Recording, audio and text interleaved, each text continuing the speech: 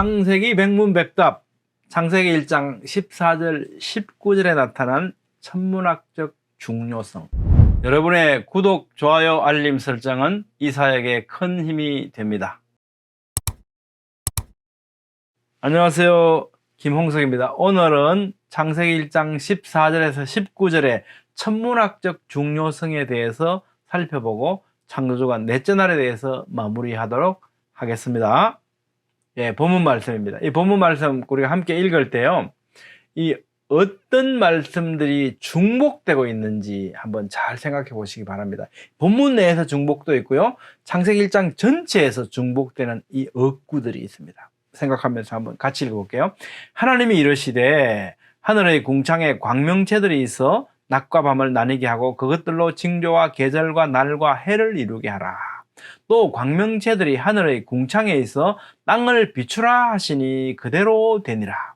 하나님이 두 큰 광명체를 만드사 큰 광명체로 낮을 주관하게 하시고 작은 광명체로 밤을 주관하게 하시며 또 별들을 만드시고 하나님이 그것들을 하늘의 궁창에 두어 땅을 비추게 하시며 낮과 밤을 주관하게 하시고 빛과 어둠을 나누게 하시니 하나님이 보시기에 좋았더라. 저녁이 되고 아침이 되니 이는 넷째 날이니라. 예, 이 넷째 날의 이 말씀의 중요성은요, 아주 천문학적으로 특히 중요합니다. 예, 첫째, 태양계와 별들은 어떻게 존재하게 되었는가에 대해서 명백하게 말씀해 주시고 지구, 태양계, 우주 전체들의 존재하기 시작한 순서를 말씀하시고요, 또 수십억 광년 이상 멀리 떨어진 별빛 거리에 대한 올바른 이해를 제공해주고 천체들의 존재 목적을 제공해주고 있습니다. 자, 먼저 태양계와 별들은 어떻게 존재하게 되었는가를 말씀해 주시는데요, 하나님이 이르시되 그대로 되니라. 하나님이 보시기에 좋았더라. 이 문구가 어떻습니까? 창세기 1장 전체 하나님이 이르시되가 11번 나오고요, 그대로 되니라 7번, 하나님이 보시기에 좋았더라가 7번 나옵니다.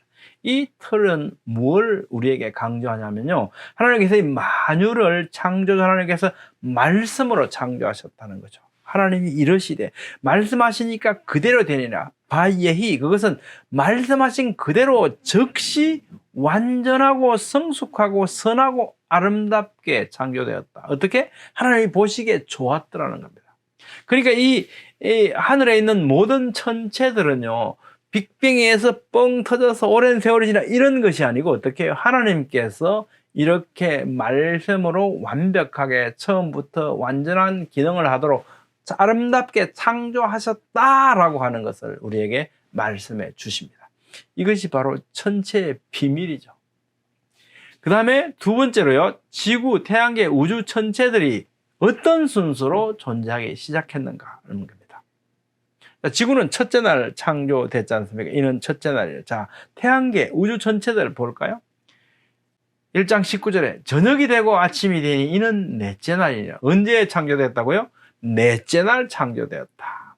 그리고 이 넷째 날이라고 하는 것이 어떤 기간인가를요, 이 본문에서 보시면 낮과 밤이라는 시간 단위가 나오고 계절과 날과 해, 낮, 밤, 낮과 밤, 저녁, 아침이라고 하는 시간 단위들과 함께 이것이 넷째 날이라고 말씀하잖아요. 이건 굉장히 중요한 의미를 또 내포하고 있죠. 낮, 밤, 계절, 날, 해, 저녁, 아침이라고 하는 이 시간 단위들과 함께 서술된 이 넷째 날은요, 분명히 문맥 가운데 24시간 하루로밖에 해석할 수가 없죠. 그렇습니다. 이 역구로 통일성을 가지고 하루하루 단위로 하나의 문단으로 끝나면서 24시간 하루 단위로 하나님께서 창조해가고 계시는데 바로 이 넷째 날 창조하셨다는 거죠. 지구는 첫째 날 창조하셨고요, 이는 첫째 날이라. 자, 해, 달, 별들은요 저녁이 되고 아침이 되니 이는 넷째 날이라는 겁니다. 이 창조된 순서, 존재하게 된 순서를 이렇게 우리에게 분명하게 알려주십니다. 지구는 첫째 날 창조되었고 넷째 날에 이르러 태양과 달이 창조되었고 이어서 별들도 창조된 거죠. 그러니까 존재하기 시작한 순서는요, 지구, 태양과 달, 그리고 별들이라는 겁니다. 이것은 천문학적으로 매우 중요한 사실이죠. 모든 추론은요, 모든 천문학적 연구들은 이러한 사실로부터 출발해야만 진실에 이를 수가 있겠죠. 예, 우리는 겉보기가 실제와 얼마나 다른지 이해해야 합니다. 예, 실제 사실은 만드신 분만 알고 계시고 그것을 성경으로 알려주셨습니다. 학교 교과서는요, 빅뱅, 빅스토리, 우연한 지구 시나리오를 마치 과학적으로 증명된 것처럼 우리 아이들에게 가르치고 있습니다. 이는 성경이 틀렸다라고 가르치고 있다는 심각성을 우리는 늘 깨달아야만 합니다. 교회의 다음 세대에게 바로 이러한 위험 가운데 있는 이들에게 우리는 어떻게 무엇을 가르쳐야 할 것인지를 심각하게 고민하고 인식해야 합니다. 예, 그 다음에 세 번째로요, 수십억 광년 이상 멀리 떨어진 별빛 거리에 대한 올바른 이해를 제공하는데요. 자, 하늘의 궁창에 광명체들이 있어. 예, 광명체들이 하늘의 궁창에 있어 땅을 비추라 하시니 그대로 되었다. 그것들을 하늘의 궁창에 두어 땅을 비추게 하셨다. 이것이 넷째 날이다. 예, 천체의 빛은요, 처음부터 땅을 비추면서 존재하기 시작했다고 우리에게 말씀하고 계십니다. 중복되면서 강조되죠? 하늘의 궁창에 광명체들이 있게 했다. 광명체들이 하늘의 궁창에서 땅을 비추게 하셨다. 그것들의 궁창에 두어서 땅을 비추게 하셨다고 중복적으로, 반복적으로 강조하고 있지 않습니까? 창세기는요, 넷째 날 우주 공간에 갑자기 창조된 별들의 빛들이 언제부터 지구를 비추기 시작했는지 자세하게 보도함으로써 별빛 시간에 대한 중요한 사실을 알려줍니다. 천문학자들이, 성경을 믿지 않는 천문학자들이 이렇게 말해요. 천체 망원경을 봐라. 수십억 광년 떨어진 별빛이 보인다. 그렇다면 이 수십억 광년이라고 하는 빛이 여기까지 오는데 수십억 년 걸렸다는 그 별빛 거리를 의미한다. 그렇다면 수십억 년 전에 이 빛들이 거기서 출발한 거 아니냐. 그렇다면 수십억 년 전부터 그 별들은 거기서 존재해 오고 있었다. 어쩌면 지금은 그 별은 거기에 더 이상 존재하지 않을지도 모른다. 이것이 우리에게 던지는 도전들입니다. 그러면 어떻게 이 지구 나이, 우주 나이가 어떻게 6,200년밖에 안 됐다고 말도 안 되는 소리 하냐? 이렇게 말하거든요. 그것에 대한 답이 바로 여기에 있다는 겁니다. 빛나는 모든 천체들은요, 성숙하고 완전한 모습으로 아무리 멀리 떨어져 있어도 그 빛들은 궁창에 와 있어서 땅을 비추면서 성숙한 모습으로 창조되어서 존재하기 시작했다는 것을 의미하죠. 따라서 수십억 광년 멀어 보이는 별빛이 관찰된다 하더라도 그것이 실제로 수십억 년 전부터 존재하고 있었다는 것을 의미하지는 않습니다. 이는 마치 아담이 태아기, 유아기, 소년기 없이 갑자기 성년으로 존재하기 시작했던 것과 같은 원리입니다.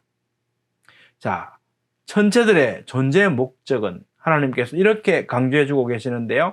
낮과 밤을 나누게 하고 그것들로 징조와 계절과 날과 해를 이루게 해라. 땅을 비추라. 낮을 주관하게 하고 밤을 주관하게 하고 땅을 비추게 하고 낮과 밤을 주관하게 빛과 어둠을 나누도록 이렇게 이 천체들을 만드셨다. 이런 모든 기능들은 누구를 위한 걸까요? 누구에게 유효할까요? 예, 바로 우리 인류 지향적 목적을 위해서 천체들을 이렇게 이런 질서를 유지하도록 이렇게 기능하도록 창조하셨다는 것입니다.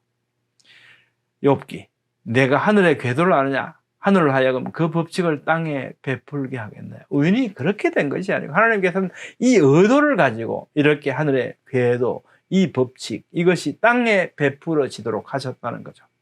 하늘을 창조하시니 그는 하나님이시니 혼돈하게 창조하지 아니하시고 사람이 거주하게 그것을 지으셨다. 에베소 1장 4절 말씀 얼마나 기가 막힙니까? 곧 창세전에 그리스도 안에서 우리를 택하셨다는 겁니다. 나는 누구인가? 어떤 존재인가? 창조하시기 전에 먼저 하신 일이 있습니다. 그리스도 안에서 우리를 택하셨답니다. 신비죠, 신비. 그렇죠? 그러면 창세전에 하나님께서는 그리스도로 오실 것을 작정하신 거잖아요. 그때 창세전에 우리를 택하셨다는 것입니다. 그것이 바로 우리의 정체입니다. 나의 정체이고 나의 가치입니다. 여러분 어떻게 생각하십니까? 오늘은 창세기 1장 14절 19절의 천문학적 중요성과 광명체들의 존재 목적이 인류 지향적임을 살펴봤습니다. 더불어서 그것이 모두 우리를 향해 있다. 나를 향해 있다. 나는 어떤 존재인가를 다시 한번 생각해 봤습니다. 다음 시간에는요, 창조주간 5째 날을 살펴보도록 하겠습니다. 감사합니다.